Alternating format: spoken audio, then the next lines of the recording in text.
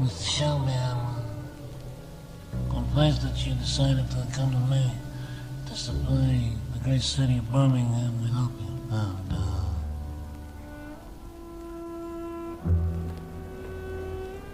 Well, in this case, I must say no to you, Mr. Shelby.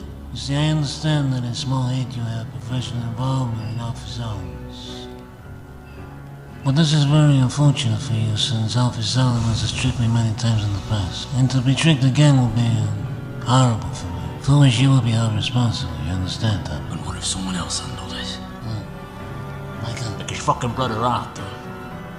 In the winter of 1929, Chicago was gripped by cold winds and colder hearts. Streets echoed with the staccato rhythm of Tommy guns and the hushed whispers of deals struck in smoky back rooms. Into this world pranced someone entirely unexpected. Bambi Palermo, a wide-eyed, stylishly dressed, and deceptively clever girl from upstate New York. Bambi wasn't just cute, though that was her nickname in every speakeasy from Albany to Buffalo. Beneath her soft curls and honeyed voice was a mind as sharp as a straight razor and twice as fast. She'd grown up watching her brothers get swallowed by the streets, so she vowed to outwit them all. She arrived in Chicago with a suitcase full of flapper dresses and a ledger book full of debts owed to her late brother, Tony 2 times Palermo. Most of those debts led back to one man, Al Capone. At the Lexington Hotel, Bambi slipped past the front desk with nothing but a wink and her pearl-handled pistol tucked in her garter. In Capone's suite, cigar smoke curled in the air like warning snakes. There sat Scarface himself, laughing with Machine Gun Kelly, his eyes glittering like ice under a street lamp. "You're a long way from home, doll," Capone said, eyeing her like a man inspecting a new chess piece. "I came to collect what's mine," Bambi replied, unflinching. "Tony kept your books clean. He died for your sins. You owe the Palermos $30,000. Machine gun. Kelly scoffed, resting his fingers on the Thompson in his lap. "You think we pay out to every pretty face that walks in with a sad story?" "I'm not asking," Bambi said, and with a flick of her wrist tossed a ledger on the table. It fell open on a page with Capone's name circled in red ink. Inside were details, routed shipments, double deals, backdoor payments, evidence no one else had seen. Capone picked up the book and let out a low whistle. "You're your brother's sister, all right?" "Damn right," she said. "Now, are we settling this in numbers or bullets?" Silence. Then Capone chuckled, slow and smoky.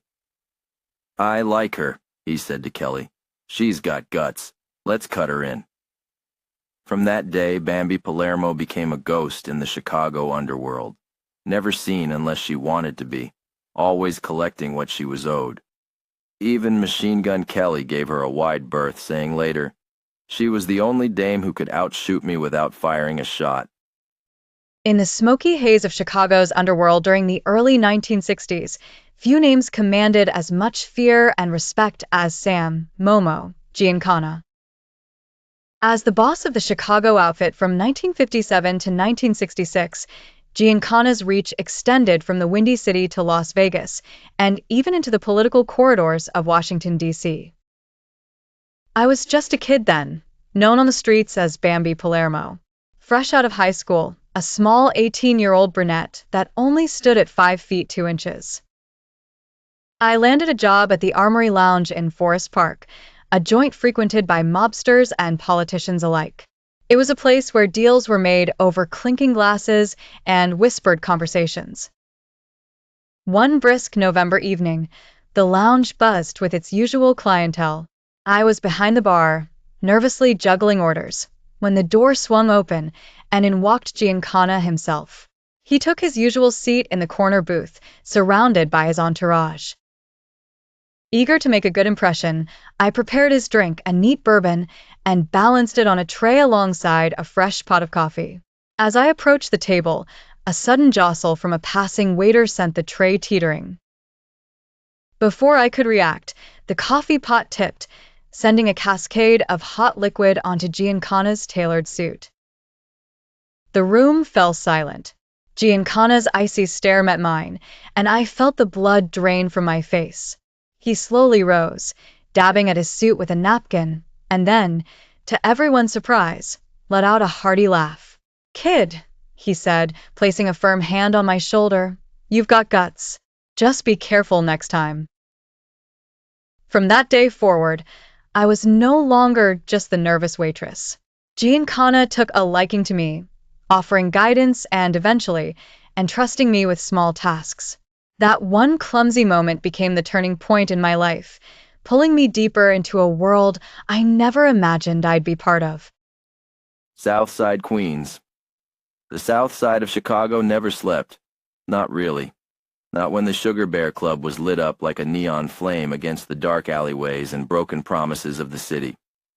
Inside, jazz crooned from the corners, smoke curled above velvet booths, and danger dressed in satin and sequins. Janae, the numbers queen, a sharp-eyed math savant with a Rolodex of every bookie in Cook County, sat at her usual booth with a cigarette half lit and a gin fizz untouched. Her books were clean, but her hands weren't. If there was a bet placed from Chinatown to Cicero, it passed through her first. She ran numbers with military precision, and nobody dared cross her. Harlow Blonde, a platinum fox with fingers as light as her name, twirled a lock of hair at the bar. She had a talent for slipping into places she wasn't invited to, and slipping out with things that didn't belong to her. Fur stole, crimson lipstick, and a wicked grin. Harlow had lifted diamonds off of mistresses and documents out of safes guarded by men with itchy trigger fingers. Then there was Bambi Palermo, the wild card. The daughter of an enforcer, she walked like a debutante and shot like a soldier. Bambi had connections no one understood and a temper that lit fuses like fireworks. She was dangerous, and most didn't realize it until it was far too late. The three women moved in different orbits, but they all had one thing in common.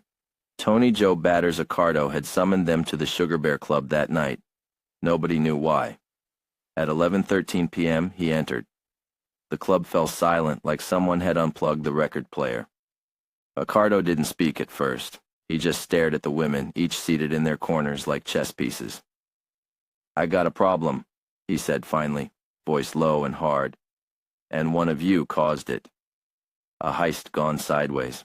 A suitcase missing, stuffed with ledger sheets, bearer bonds, and names that could sink half the outfit. Someone on the inside had tipped off the feds, and Tony wanted blood." Eyes turned to Harlow. "Easy," she said, drawing her cigarette.